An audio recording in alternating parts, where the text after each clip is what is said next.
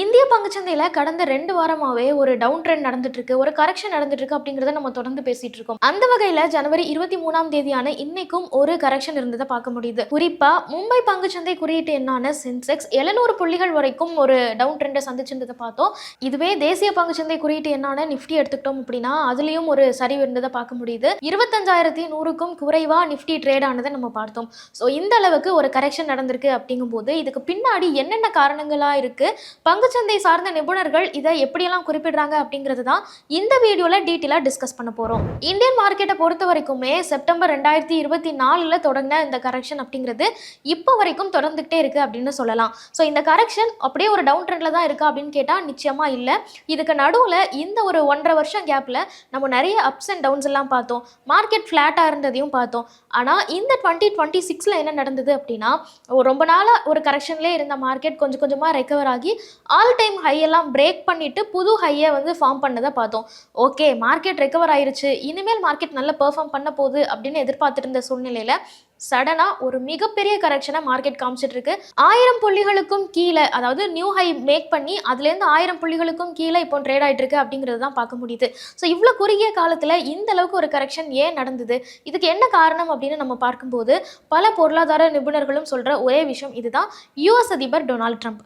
ஏன்னா Donald Trump அவர்கள் தொடர்ந்து பல்வேறு புதிய அறிவிப்புகளை வெளியிட்டு வரும்போது அது உலக நாடுகளோட பங்குச்சந்தையில் பெரிய அளவில் ஒரு தாக்கத்தை ஏற்படுத்துறத பார்க்குறோம். குறிப்பாக இந்தியா, சீனா மாதிரியான நாடுகளில் 50% டேரிஃப் போட போகிறேன் அப்படின்னு ஒரு அனௌன்ஸ்மெண்ட் கொடுத்தாரு. அதுக்கு மார்க்கெட் பயங்கரமாக ரியாக்ட் பண்ணதை பார்த்தோம். ஆனால் அதுலேருந்து ஓரளவுக்கு ரெக்கவர் ஆகிருச்சு அப்படின்னே சொல்லலாம். சரி, மார்க்கெட் தான் ரெக்கவர் ஆகிருச்சுல்ல, இனி எந்த ப்ராப்ளமும் இல்லை, டேரிஃபை மார்க்கெட் டிஸ்கவுண்ட் பண்ணிருச்சு அப்படின்னு நம்ம எதிர்பார்த்துட்டு இருந்த சூழ்நிலையில் நான் 500% டேரிஃப் போட போகிறேன் அப்படிங்கிற ஒரு அனௌன்ஸ்மெண்ட் கொடுத்தாரு. இது மார்க்கெட்டுக்கு ரொம்ப பெரிய ஷாக்காக இருந்தது. சரி, இதோட நிறுத்தினாங்களா அப்படின்னு கேட்டால் நிச்சயமாக இல்லை. வெனிசுலாவை அட்டாக் பண்ணி வெனிசுலாவை யுஎஸ்க்கு கண்ட்ரோலுக்கு கீழே கொண்டு வந்தாங்க. அதுக்கப்புறமா கிரீன்லாண்ட் என்னோடது தான், கிரீன்லாண்டை நாங்கள் எடுத்துக்கிட்டோம் அப்படின்னு யுஎஸ் மேப்பில் கிரீன்லாண்ட் ஆட் ஆன மாதிரியான ஒரு ஏஐ இமேஜ் எல்லாம் வெளியிட்டாங்க. இது மட்டும் இல்லாமல் யூரோப்பியன் யூனியன் மேலே ஒரு 10% டேரிஃப் போடுறது, கனடா யூஎஸோட சேர்ந்துருச்சு, இனி யூஎஸ்க்கு கீழே தான் கனடாவும் வரும் அப்படின்னு அறிவிக்கிறது அப்படின்னு நிறைய குளோபல் அன்சர்டனிட்டியை ட்ரிகர் பண்ணுற மாதிரியான விஷயங்கள் யூஎஸ் தரப்புலேருந்து வெளிவந்தது.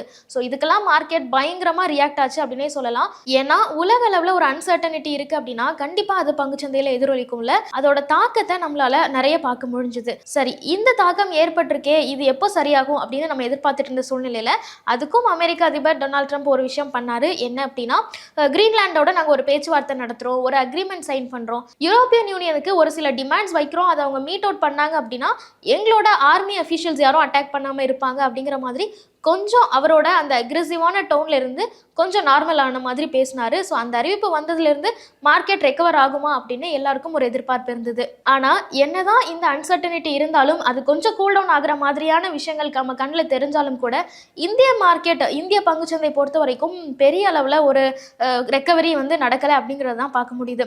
இதுக்கு என்ன காரணம் அப்படின்னு பல பொருளாதார நிபுணர்களும் சொல்கிறது என்ன அப்படின்னா, எஃப்ஐஐஸ், அதாவது வெளிநாட்டு முதலீட்டாளர்கள் தொடர்ந்து இந்திய பங்குச்சந்தையிலிருந்து அவங்களோட பணத்தை எடுத்துட்டு வெளியில போறாங்க அப்படிங்கிறத பார்க்க முடியுது. குறிப்பா ஜனவரி 23ஆம் தேதியான இன்னைக்கு மட்டுமே கிட்டத்தட்ட 7 லட்சம் கோடி ரூபாய் அளவுக்கு எஃப்ஐஎஸ் வெளியில பணத்தை எடுத்துட்டு போயிருக்காங்க. அதுவும் இன்னைக்கான கரெக்ஷன்ல ஒரு முக்கியமான ரோல் பிளே பண்ணிருக்கு அப்படிங்கிறத பார்க்குறோம். அடுத்தது டாலருக்கு நிகரான இந்திய ரூபாயினுடைய மதிப்பு. இது வரலாறு காணாத அளவில் ஒரு வீழ்ச்சியை சந்திச்சுட்டு இருக்கு. நம்ம பேசிட்டு இருக்கிற இந்த ஜனவரி 23ஆம் தேதி ரெக்கார்ட்ஸ் நம்ம எடுத்து பார்க்கும்போது ஒரு யுஎஸ் டாலருக்கு நிகரான இந்திய ரூபாயினுடைய மதிப்பு 91 ரூபாய் 50 பைசா அப்படிங்கிற அந்த நிலைமையில இருந்துட்டு இருக்கு.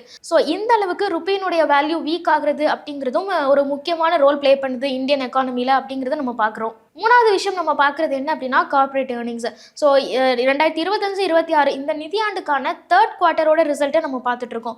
இந்த குவார்ட்டரில் நல்ல ரிசல்ட்ஸ் வரும். நல்ல ரிசல்ட்ஸ், அதாவது பங்குச்சந்தையில் லிஸ்டான நிறுவனங்கள் எல்லாமே ஒவ்வொரு காலாண்டுலையுமே அவங்களோட பிஸ்னஸ் எப்படி நடந்திருக்கு, என்ன ப்ராஃபிட் அண்ட் லாஸஸ்லாம் நடந்திருக்கு அப்படிங்கிற மாதிரியான விஷயங்களை வெளியிடுவாங்க.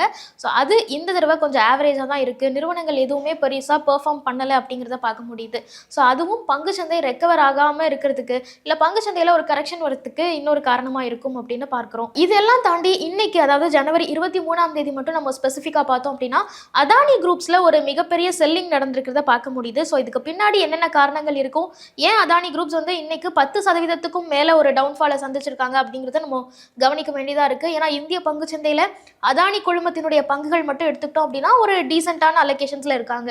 ஸோ அவங்களுக்கு 10%க்கும் மேல ஒரு டவுன்ஃபாலை சந்திக்கிறாங்க அப்படின்னா அது டைரக்டா நமக்கு பங்குச்சந்தையில ஆப்வியஸா ஒரு இறக்கம் இருக்கிறத பார்க்கும். ஸோ இதெல்லாம் தான் மார்க்கெட்ல நடந்துட்டு இருக்கிற இந்த கரெக்ஷனுக்கு ஒரு முக்கியமான ரோல் பிளே பண்ணியிருக்கோம் அப்படின்னு பார்க்கப்படுது.